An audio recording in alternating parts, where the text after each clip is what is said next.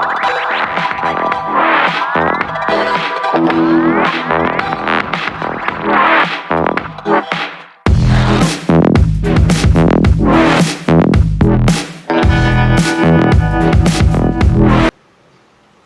वालेकुम प्यारे बच्चों। आज हम स्टार्ट करेंगे फोर्थ क्लास का न्यू चैप्टर।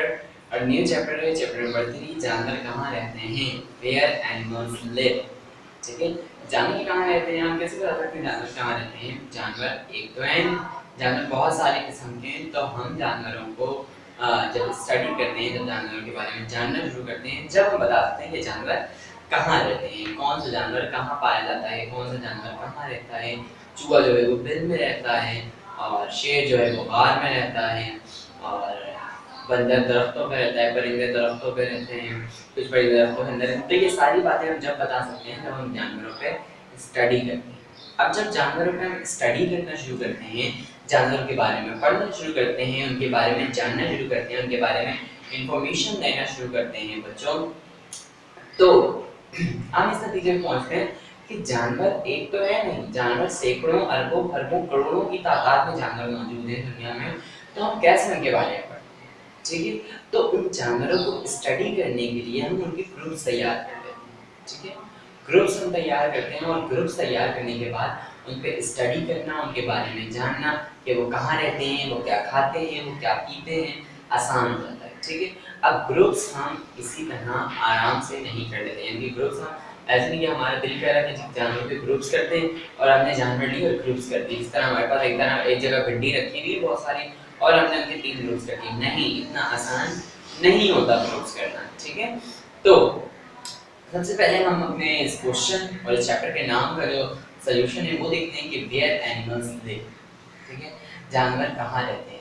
बच्चों देखो, आप जिस एनवायरनमेंट में रहते हो, आप जहाँ रहते हो, वो जगह आपकी हैबिटेट का हिस्सा होती है, आपकी मस्कन का हिस्सा होती है। बात समझ में आ रही है। कहाँ रहते हैं हम, गली में रहते हैं, वो गली हमारी हैबिटेट का हिस्सा है। कि आप घर से निकले हो, आपको पता है मैं 8 बजे स्कूल जाती हूँ, जब मैं स्कूल जा रही होती हूँ, गली के कोने पे जो एक अंकल है, उनका एक केबिन है, वो अंकल उस वक्त झाड़ू लगा रहे होते हैं। अब आप जब रोज़ाना वहाँ से निकल निकल के आप आदी हो चुके हो इस चीज़ के, और रोज़ाना ये इत्तेफाक होता है कि वो अंकल होते हैं, एक वक्त ऐसा आता है, यानी कि आप उस जगह के इस तरह आदी हो चुके होते हो कि आप कंफर्मेशन पेश करना शुरू कर देते हो, यानी कि आप कंफर्म होते हो कि आज मैं स्कूल से निकली हूँ, ठीक है। जैसे मैं गली के कोने तक पहुँचूंगी तो अंकल झाड़ू देते हुए नजर आएंगे। बात समझ में आ रही है। और उसके अलावा दूसरी चीज़ें हमारी हैबिटेट का हिस्सा बन जाती हैं, सही। अब आप देखो, जिस तरह आजकल हमें जगह जगह जो है कबूतर दाना खाते हुए नजर आते हैं, यानी कि कबूतर का एक झुंड बकायदा एक जगह जो है वो बैठकर दाना खा रहा होता है, और उधर दाने भी पड़े हुए होते हैं, ठीक है। तो ये कबूतर जो है वो गाड़ियों से डरते क्यों नहीं? क्यों गाड़ी के आने जाने से उड़ के नहीं चले जाते? डिफेंस की तरफ भी है, और इसके अलावा क्रॉसिंग पे भी है, और इसके अलावा मुख्तलिफ इलाके हैं हमारे कराची में जहाँ पर आपको ये ग्रुप्स दिखेगा परिंदों का, खासतौर पर कबूतर, और वो एक जगह दाना खा रहे हो। बात समझ में आ रही? गाड़ियाँ पास से गुजर रही हैं, इतनी तेज तेज गाड़ियाँ जा रही हैं, बड़ी बड़ी गाड़ियाँ जा रही हैं, पर उनको कोई फर्क नहीं पड़ता, वो अपना दाना खा रहे हो, अपनी मर्जी से उड़ते हैं, अपनी मर्जी से आकर खाना खाते हैं। क्यों? क्योंकि वो उनकी हैबिटेट का हिस्सा हो चुका है, ठीक है। उनको पता है ये जो गुजरती हुई गाड़ी है ये मुझे कोई नुकसान नहीं पहुंचा रही, और वो इस चीज़ के आदी हो चुके हैं। बात समझ रहे हैं? हम कहते हैं, हम सोचते हैं कि जानवर को तो ये सोच समझ ही नहीं है कि वो ये अपने नुकसान और फायदा अपने जान सके। सही बात है, उसको सोच समझ नहीं है कि किसमें मेरा नुकसान है, किसमें मेरा फायदा है, लेकिन उसको एक टाइम पीरियड उधर गुजर चुका है, तो वो इस बात से मुतमईन है कि मुझे आज तक इस चीज़ ने नुकसान नहीं पहुंचाया। तो उसको ये होप है, ये उम्मीद है कि आगे भी चलकर ये नुकसान नहीं पहुंचाएगा, और उसकी बुनियाद पर वो उस चीज़ का आदी हो चुका है, ठीक है। और आदी कैसा हुआ है कि गाड़ियां गुजर रही हो, बड़ी हो छोटी हो, ठीक है, करीब से गुजरे, पास से गुजरे, दूर से गुजरे, उसको फर्क नहीं पड़ता, वो दाना खा रहे होते हैं। असल में बिल्कुल इसी तरह हैबिटेट का हम हिस्सा बनते हैं, किस तरह जब हम उस जगह के आदी हो जाते हैं। और हैबिटेट क्या होता है? हमारे आसपास का जो इन्वायरमेंट होता है वो दरअसल हमारा हैबिटेट होता है, ठीक है। तो सबसे पहले हम बात करते हैं हैबिटेट की।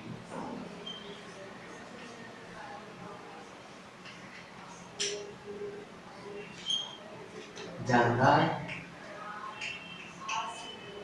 जहाँ रहते हैं और एक अरसा गुजार चुके होते हैं तो वो उनका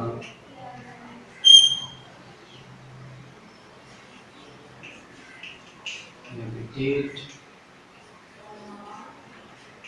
कहलाता है। ठीक है, हैबिटेट क्या है?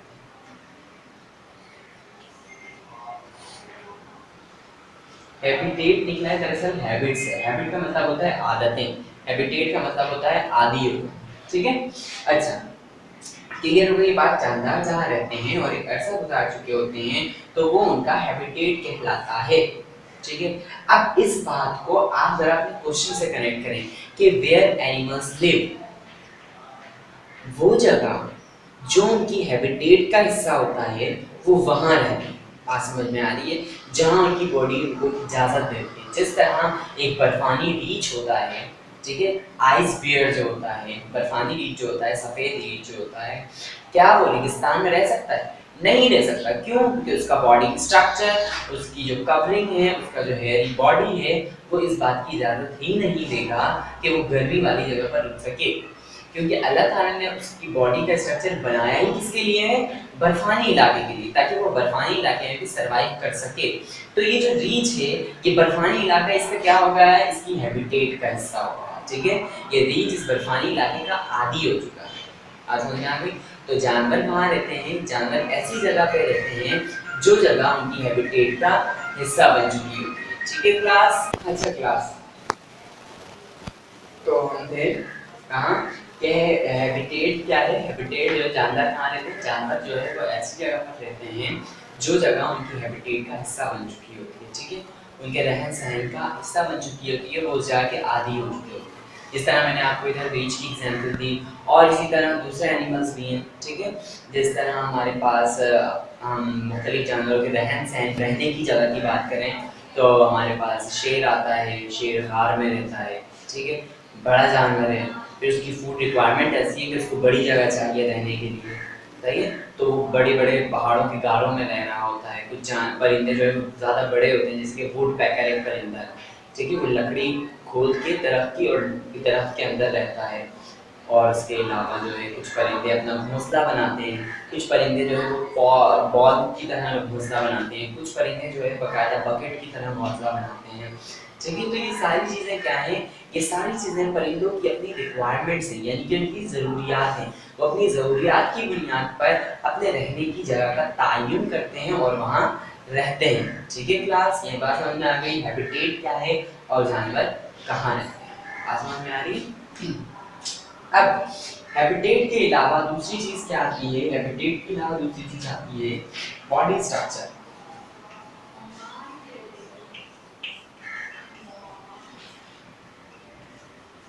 बॉडी स्ट्रक्चर भी एक तरह से मैं आपको एक्सप्लेन कर चुका हूँ अभी, जब मैंने आपको बेयर की एग्जांपल दी थी, रीच की एग्जांपल दी थी कि उनका बॉडी स्ट्रक्चर किस टाइप का होता है। उनका बॉडी स्ट्रक्चर जो है,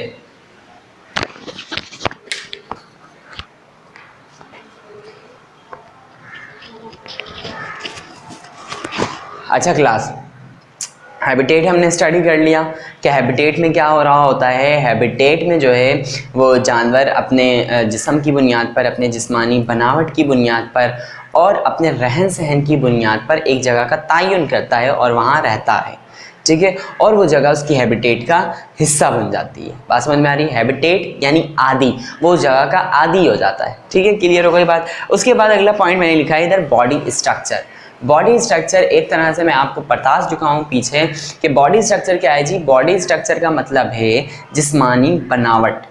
ठीक है, जिस्मानी साख्त या जिस्म की साख्त, जिस्म किस तरह का बना हुआ है। सही है, जानदार अपनी जगह का तयन करने के वक्त या करते वक्त इस बात का भी ख्याल रखता है कि उसकी बॉडी किस चीज़ की इजाज़त देती है। ठीक है, बकरी कभी पानी के अंदर नहीं रह सकती, मछली कभी हवा में नहीं उड़ सकती, परिंदा जो है वो घंटों घंटों ज़मीन पर नहीं चल सकता। बात समझ में आ रही है? क्लियर हो रही है बात? तो ये बॉडी स्ट्रक्चर क्या है? बॉडी स्ट्रक्चर जिस्म की बनावट, ठीक है।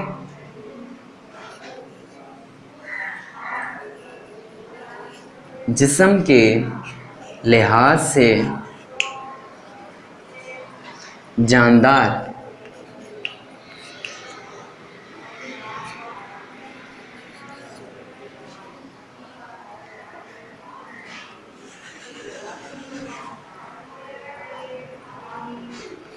अपनी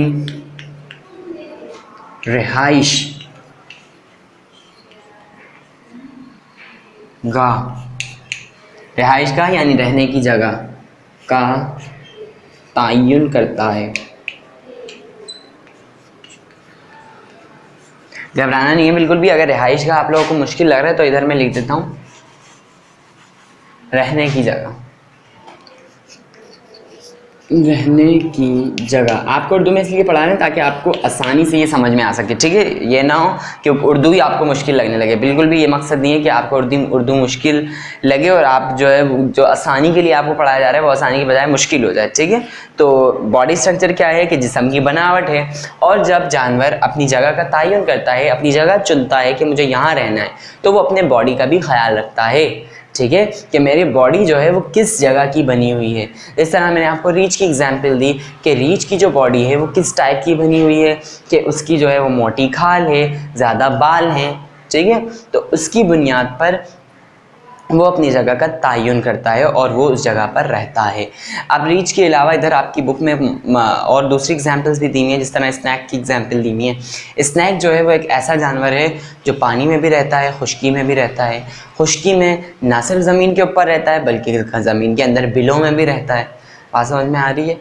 क्लियर हो रही है बात? तो ये सारे क्या हैं? ये जानवर अपनी बॉडी के लिहाज से अपने रहने की जगह का तयन कर रहा है। बात समझ में आ रही है? यानी कि हैबिटेट के लिए, रहने की जगह के लिए, चीज़ों के आदी होने के लिए बॉडी स्ट्रक्चर भी अहम रोल प्ले करता है, ठीक है। जानवरों के पास हमारी तरह सोचने समझने की सलाहियत नहीं है कि सर्दी आई तो उन्होंने गर्म कपड़े पहन लिए, गर्मी आई तो उन्होंने हल्के कपड़े पहन लिए। बात समझ में आ रही है?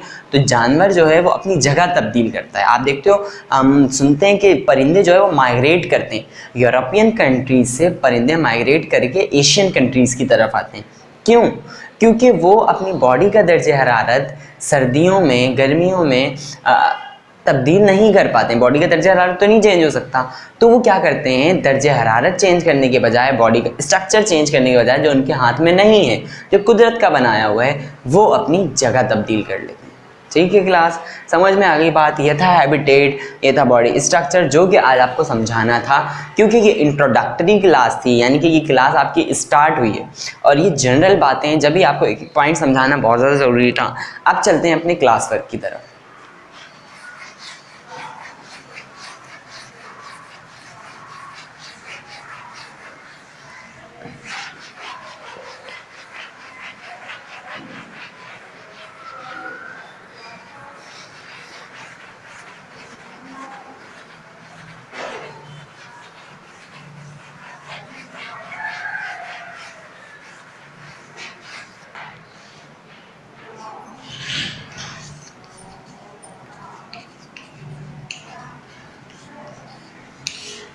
क्लास वर्क है आपका क्वेश्चन नंबर 1,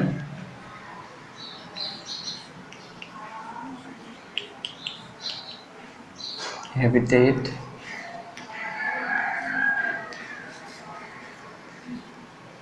क्या है। क्वेश्चन नंबर 1 क्या है? हैबिटेट क्या है? ये आपने खुद से करना है।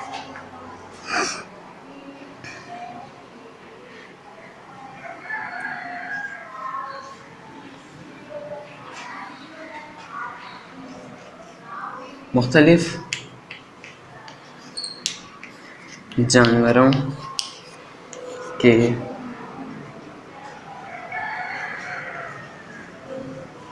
बॉडी स्ट्रक्चर बताइए। मुख्तलिफ जानवरों के बॉडी स्ट्रक्चर बताइए।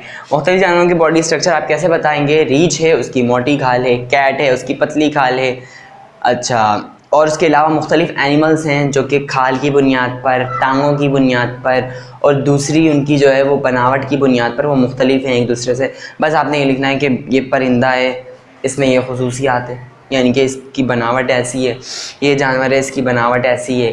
कैट है, मैंने एग्जांपल जैसे कैट है उसकी खाल पतली है, बस इस तरह का आपने बताना है, ठीक है। मुख्तलिफ़ जानवरों का बॉडी स्ट्रक्चर किस किस्म का अल्लाह ताला ने बनाया है, सही है।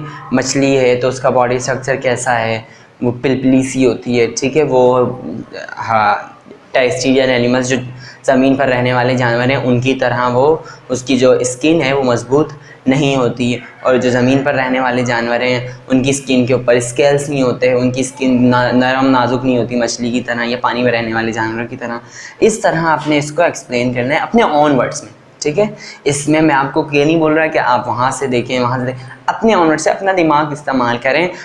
इतने बड़े बच्चे हैं आप लोगों ने जानवरों को देखा हो, ठीक है। जानवरों को आमतौर पर आपने देखा होगा, हम ज़ू वगैरह जाते हैं, गार्डन जाते हैं, तो वहाँ हम जानवरों को देखते हैं, और उसके अलावा हम दूसरी जगह पर भी जाते हैं तो हमारा जानवरों से इंटरेक्शन हो ही जाता है, यानी कि हम जानवरों को देख ही लेते हैं। तो आप उसकी बुनियाद पर उसका बॉडी स्ट्रक्चर बयान देंगे, या 5 या 3, ठीक है। जो ज़्यादा इंटरेस्टेड हों वो 5 कर लें, और जो बेचारे बस मजबूरन करना चाह रहे हों वो 3 भी कर सकते हैं, ठीक है। क्लास ये है आपका क्लास वर्क। अब चलते हैं होमवर्क की तरफ। फर्स्ट ऑफ ऑल आप क्लास वर्क डन करेंगे और उसके बाद होमवर्क करना है। अब आपको लग रहा होगा ये क्वेश्चन तो भाई बड़ा है, ये मुश्किल है, ये हम कैसे करें। जो भी हो, पर पहले क्वेश्चन कंप्लीट करना है, उसके बाद फिर आपने जाना है होमवर्क की तरफ और होमवर्क नोट डाउन करना है, क्योंकि आपको दूसरी क्लासेस भी लेनी होती हैं।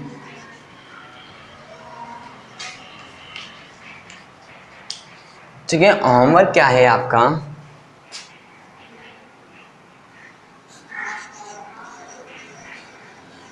बॉडी स्ट्रक्चर की बुनियाद पर किसी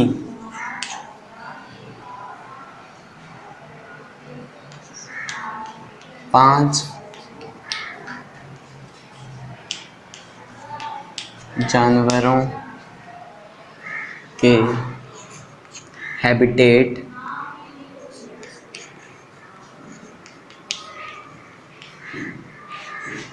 बताइए। क्वेश्चन समझ में आया या नहीं आया। बॉडी स्ट्रक्चर, दोबारा मैं एक एग्जांपल दूंगा, आप बोलेंगे एक घिसिपिटे एग्जांपल सर को मिल गई और वो वही बार बार रिपीट कर रहे हैं। एग्जांपल है रीच, ठीक है। रीच है, हेयरी है, ठीक है, और उसके अलावा उसकी स्किन भी मोटी होती है। तो उसका हैबिटेट भी क्या है, आइसलैंड, ठीक है। आइसलैंड, ये आइसलैंड जगह वाला आइसलैंड नहीं है, मतलब कि बर्फानी इलाका, ठीक है। आइसलैंड उस वे में। तो आपने लिखा बियर और आपने फिर क्या लिख दिया, उसकी जगह, यानी कि जानवर का नाम, और उसके बाद फिर उसकी हैबिटेट, यानी कि वो आइसलैंड में रहता है। और उसके अलावा इसी तरह आपने कोई दूसरा जानवर लिया, उसका नाम लिखा और उसकी हैबिटेट लिख दी कि उसकी जिस्म की बनावट ऐसी है, जबकि उसकी रहने की जगह भी ऐसी है। जिस तरह ऊँट है तो उसकी जिस्म की बनावट जैसी है वैसे उसकी रहने की जगह भी क्या है, रेगिस्तान है, ठीक है।